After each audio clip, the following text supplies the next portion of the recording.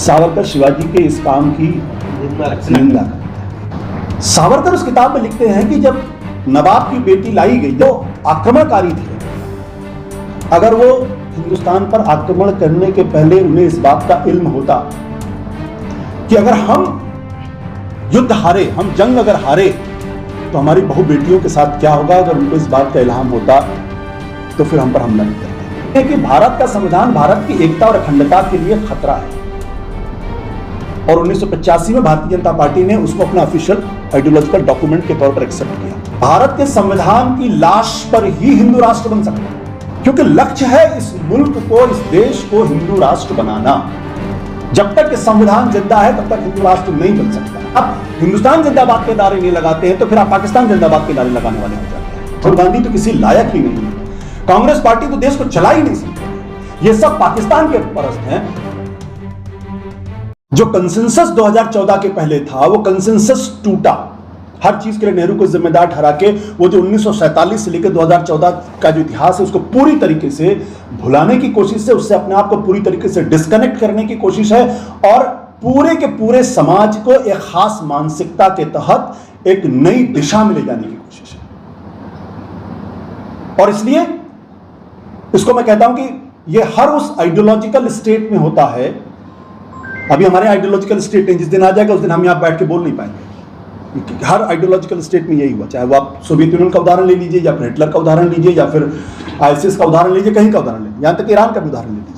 जहां कहीं भी आइडियोलॉजिकल स्टेट आया है वहां सिर्फ एक ही तरीके की विचारधारा है और एक ही तरीके की बोली बोली जाती है, और वहां किसी तरीके की असहमति के लिए किसी तरीके की कोई गुंजाइश ही नहीं। क्योंकि आइडियोलॉजिकल स्टेट का जो फंडामेंटल है वो ये है कि हमको एक यूटोपिया क्रिएट करना है, और उस यूटोपिया के क्रिएशन में अगर समाज के सारे हिस्से को, सरकार के सारे हिस्से को जुड़ना पड़ेगा। जो नहीं जुड़ेगा उसको enemy of the state, enemy of the ideology घोषित कर दिया जाएगा, और फिर उसको या तो एनाइलेट कर दिया जाएगा या फिर उसको मार्जिनलाइज कर दिया जाएगा। इसलिए जिन लोगों को ये गलतफहमी थी कि 2014 के, और हमारे बहुत सारे इंटेलेक्चुअल्स हैं जो अखबारों में बहुत लिखते रहते हैं, एक अखबार में खासतौर पर लिखते हैं, जिनको जो बोलते थे कि मोदी के आने जी के बाद क्या होगा, हम तो the world is waiting for him. तो जो लोग इस बात को भूल जाते हैं कि दरअसल 2014 के बाद इस मुल्क के अंदर एक आइडियोलॉजिकल स्टेट की नींव डाल के उसकी इमारत खड़ी की जा रही है। मैं कहता हूं उसको मार्च ऑफ एन आइडियोलॉजिकल स्टेट। और उस मार्च ऑफ एन आइडियोलॉजिकल स्टेट में फंडामेंटल ये है कि ना तो इंडिपेंडेंट जुडिशरी होगी, ना इंडिपेंडेंट मीडिया होगा। तो जो आपने मीडिया का जो स्वरूप देखा है, मुझे इसके लेके हैरानी नहीं, क्योंकि मैंने अपनी किताब में 2014-15 में इस बारे में लिखा था। क्योंकि अगर मीडिया इनके नैरेटिव को आगे नहीं बढ़ाएगा तो मीडिया खत्म कर दिया जाएगा। जुडिशरी अगर इनके नैरेटिव को नहीं बढ़ाएगी तो वो भी खत्म हो जाएगी। इलेक्शन कमीशन अगर इनके नैरेटिव को नहीं बढ़ाएगा तो खत्म कर दिया जाएगा। क्योंकि लक्ष्य है इस मुल्क को, इस देश को हिंदू राष्ट्र बनाना। और अब तो गोल्डन अपॉर्चुनिटी, क्योंकि मेरे पास सत्ता है, सरकार हमारे पास है, 10 से ज्यादा राज्यों में हमारी सरकार है, वो बनाना है। इसमें कंफ्यूजन क्यों दिमाग में रखते हैं कि अटल जी, मैंने कुछ अच्छी तरीके से याद है 2001 या 2 की बात होगी, मैं अलीगढ़ विश्वविद्यालय में मैं बहुत यंग था, वहाँ भाषण देने गया था। वहाँ पे आरिफ मोहम्मद खान साहब भी थे, बहुत सारे लोग थे। तो मैंने आरिफ साहब का भाषण सुना, उसके बाद मेरा नंबर था। मैंने बोला, आरिफ साहब का नाम लेते, मैंने कहा आरिफ भाई आपने तो अपने भाषण में 18 बार आडवाणी जी का नाम लिया और 15 बार वाजपेयी जी का नाम लिया, और हर बार आपने सम्मान के साथ नाम लिया। आप थे उसमें? मैंने कहा हर बार तो आपने सम्मान के साथ नाम लिया। मैंने सड़क के अंदर जो लड़का हिंदू मुसलमान की बात करता है वो तो अरेस्ट हो जाता है, और जो गंगोत्री है उसके बारे में आप सम्मान से नाम लेते हैं। तो कहा यार तुम मेरे बारे में मैंने कहा हकीकत ये ना, हमको ये कंफ्यूजन क्या हो जाता है कि अटल जी हैं तो वो सेकुलर हैं और मोदी जी हैं तो वो कम्युनल हैं। कभी नहीं बनेंगे। मैं ये कह रहा हूं कि विचारधारा के आधार पर व्यक्ति का आकलन होना चाहिए। आप किस विचारधारा को लेके बढ़ रहे हैं, उस विचारधारा में कॉन्ट्रडिक्शंस भी होंगे, उस विचारधारा में एक दूसरे के अप्रोच के लेकर लड़ाई भी होगी। आप कम्युनिस्ट विचारधारा को देख लीजिए, उनके फंडामेंटल्स में प्रॉब्लम नहीं, लेकिन उस फंडामेंटल्स को आगे कैसे लेके जाए उसमें प्रॉब्लम हो सकती है। जब आप राष्ट्र धर्म की पालन की बात कर रहे थे तो क्या अटल जी ने अपने राष्ट्र धर्म का पालन किया था? क्यों नहीं किया था? आप मोदी जी को तो राष्ट्र धर्म पालन की नसीहत दे रहे थे, क्या खुद उन्होंने पालन किया? क्या खुद उन्होंने सरकार बर्खास्त की? तो जब कंफ्यूजन हमारे दिमाग में ये होगा कि ये तो कम कम्युनल है, ये ज्यादा कम्युनल है, ये कम सेकुलर है, वो ज्यादा सेकुलर है, तो नहीं चलेगा। तो 2014 के बाद जो इस देश के अंदर बुनियादी बदलाव आया है उसको समझने की जरूरत है, उसको सिर्फ एनसीईआरटी तक सीमित करने की जरूरत नहीं है। ये सिलसिला रुकने वाला नहीं है। अभी आप लोग कह दोगे कि देखिए अब तो 2024 के चुनाव में कह दिया उन्होंने कि भाई अब तो बाबा साहब अम्बेडकर भी आएंगे तो संविधान नहीं बदलेंगे। अगर इसी संविधान में काम करना है तो फिर ये हिंदू राष्ट्र की बात क्यों करते हो, या फिर हिंदू मुसलमान की बात क्यों करते हो? वो इसलिए करते हैं क्योंकि आइडियोलॉजिकल एडजस्टमेंट जरूरी है आपके इलेक्टोरल कंपल्शंस को पूरा करने के लिए। आपको मालूम है कि अगर हम संविधान को बदलने की बात करेंगे तो समाज का एक बड़ा तबका है जो हमारे साथ नहीं खड़ा होगा। दलित हमारे साथ नहीं खड़ा होगा, पिछड़ा हमारे साथ नहीं खड़ा होगा, और अगर वो हमारे साथ खड़ा नहीं होगा तो सत्ता में हमें बने रहना मुश्किल हो जाएगा। जो उत्तर प्रदेश के अंदर दिखाई पड़ा, जो महाराष्ट्र के अंदर दिखाई पड़ा, जहां पे दलित आंदोलन की एक लंबी चौड़ी पृष्ठभूमि है, ये इसको समझने की जरूरत है। ये एक जिसको सजाद साहब ज्यादा बेहतर तरीके से बताएंगे, आइडियोलॉजिकल रिट्रीट कहना उचित होगा मेरे ख्याल से, या आप कभी कभी टैक्टिकल रिट्रीट आप कह सकते हैं, बस to take step back to take leap forward in future. तो अब उनको लगता है कि हम जहां तक पहुंच गए वहां उस गेन को हमें कंसोलिडेट करने की जरूरत है। Let's wait for some time, उसके बाद अपने आप को जब कंसोलिडेट कर लेंगे तो फिर हम एक नई लीप लेंगे। वो अब उसका इंतजार, इसलिए कास्ट सेंसस के लिए भी तैयार है। इसलिए डंके की चोट पर कहते हैं कि जब तक इस बाबा साहब अम्बेडकर भी आएंगे तो संविधान को नहीं बदल सकते। लेकिन हकीकत क्या है कि उनको इस संविधान में कोई आस्था ही नहीं है। और कभी आप लोगों को मौका मिले, कभी भी अगर मौका मिले तो एक बार जरूर दीनदयाल उपाध्याय जी का इंटीग्रल ह्यूमनिज्म जरूर पढ़िएगा, जो 1965 में उन्होंने पुणे में 4 दिन की व्याख्यान माला में कहा है, जिसमें वो कहते हैं और लिखते हैं कि भारत का संविधान भारत की एकता और अखंडता के लिए खतरा है। और 1985 में भारतीय जनता पार्टी ने उसको अपना ऑफिशियल आइडियोलॉजिकल डॉक्यूमेंट के तौर पर एक्सेप्ट किया। उसके पहले गांधीयन सोशलिज्म के बारे में बात करते थे। वो कहते हैं ये जो फेडरलिज्म का जो कॉन्सेप्ट है ये क्या है?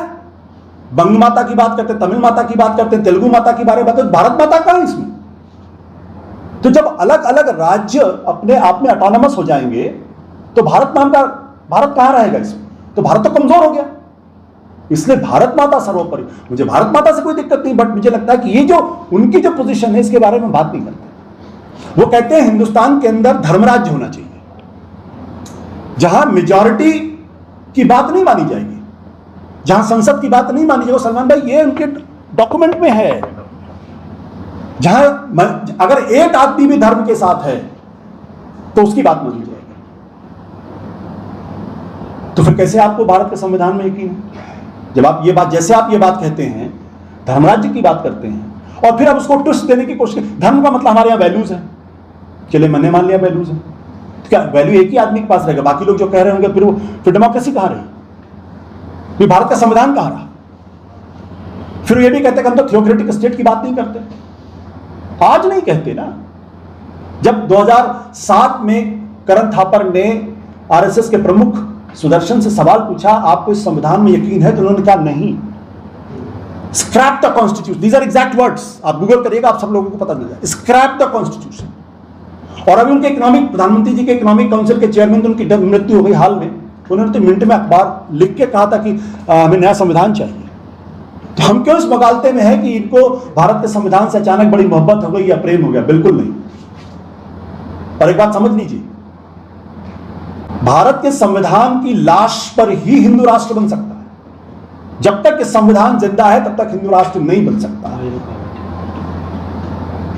और यह संविधान बिना खत्म किए हिंदू राष्ट्र नहीं बन सकता। और हिंदू राष्ट्र क्या है इसकी आप परिभाषा अगर आप खोजेंगे तो आपको कहीं नहीं मिलेगी। और जितना मैंने इनको पढ़ा, जितना मैं समझ पाया हूं, मुझे लगता है कि ये कितना भी इस्लाम के खिलाफ आग उगले, लेकिन इनका मॉडल तो ईरान का ही है। कि ईरान में भी चुनाव होते हैं, प्रेसिडेंशियल फॉर्म ऑफ गवर्नमेंट जो भी कह लीजिए, चुनाव होते हैं, लेकिन अंत में तय तो आयतुल्लाह ही करते हैं।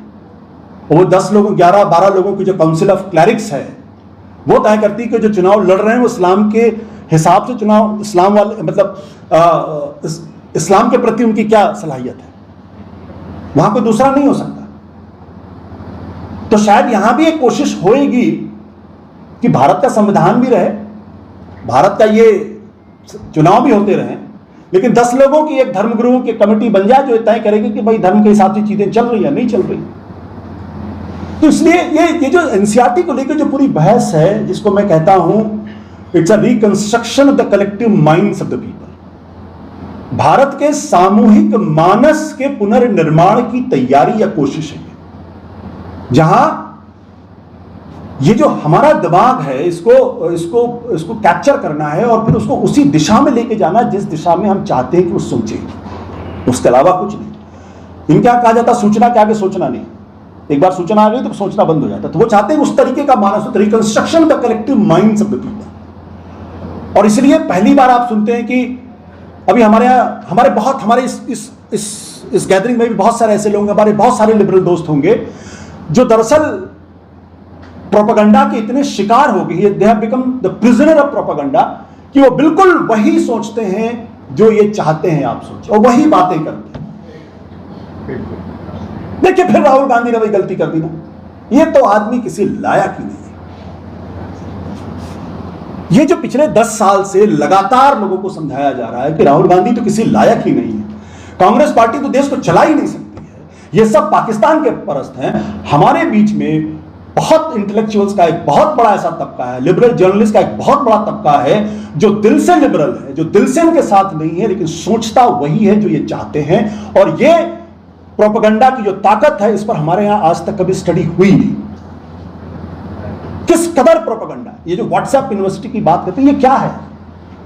आज की तारीख में जितने अपार्टमेंट्स आपको दिल्ली और गाजियाबाद में यहां मिल जाएंगे, हर अपार्टमेंट में इनकी एक टीम है, उनके व्हाट्सएप ग्रुप्स हैं और वहां पे ये कंटिन्यूअसली इनका कंटेंट चलता रहता है।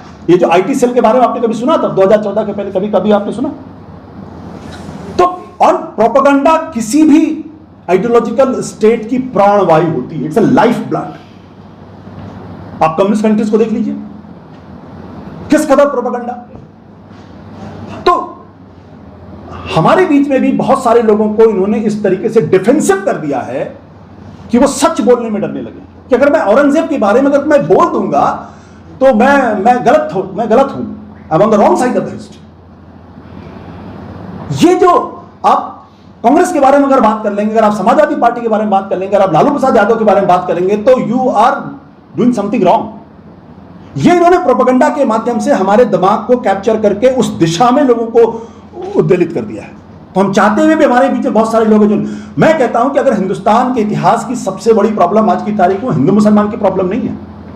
क्यों नहीं? एनसीईआरटी की किताबों में यह लिखा जाता कि हिंदुस्तान के बहुत बड़े तबके के साथ पशुओं से बदतर व्यवहार किया गया। क्यों? क्या दलित इस देश इस समाज का हिस्सा नहीं है? क्या पिछड़े समाज का हिस्सा नहीं है? हम क्यों नहीं कहते कि इतिहास में यह भी पढ़ाया जाना चाहिए कि हमारे इतिहास में ये सारी बातें, लेकिन नहीं पढ़ाई जाती। ये बार बार कहा जाता है कि मुसलमान तो बल्क वोटिंग करता है, एक तरफा वोटिंग करता है, बीजेपी को हराने के लिए वोट करता है। ये कोई क्यों नहीं कहता कि हिंदुस्तान का एक बहुत बड़ा तबका है जो हजारों साल से सत्ता में है, अपर कास्ट जो है, वो बल्क वोटिंग करता है बीजेपी के लिए। इस पर भी तो बहस होनी चाहिए। और एक खतरनाक स्थिति यह बन गई कि दोनों एक दूसरे के सामने ऐसे खड़े हुए जैसे कि शत्रु की जैसे। ये खतरनाक स्थिति है। एक तरफ इधर बल्क वोटिंग हो गई, एक तरफ उधर बल्क वोटिंग, दोनों एक को लगता है कि अगर ये सत्ता में आ जाएंगे तो मेरा नुकसान हो जाएगा, को लगता है वो सत्ता में आ जाएंगे तो मेरा नुकसान हो जाएगा। इसमें कोई चर्चा नहीं होती। आप उत्तर प्रदेश का उदाहरण देख लीजिए, वहां अपर कास्ट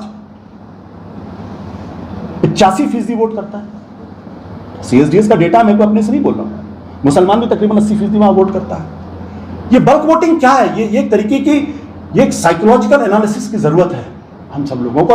दुर्भाग्य की बात क्या है कि हम एक ऐसे समाज में अब सांस लेने लगे हैं जहां मेरे लिए कुछ कहना एक असंभव सी बात हो जाती है और आपके लिए कहना कुछ असंभव सी बात होती है। और अगर आप हिंदुस्तान जिंदाबाद के नारे नहीं लगाते हैं तो फिर आप पाकिस्तान जिंदाबाद के नारे लगाने वाले हो जाते हैं। आपको साबित करना पड़ा कि मैं देशभक्त हूं, मैं इस मुल्क का की पैदाइश मेरी है। तुम कौन हो मुझे बताने वाले कि मैं देशभक्त हूं, देशभक्त नहीं हूं? जब आजादी की लड़ाई चल रही थी तब तो तुम तो कहीं नहीं थे, तुम तो अपने बिलों में छुपे हुए थे, तुम तो डर रहे थे, तुम तो जिन्ना के साथ बैठ के पॉलिटिक्स कर रहे थे।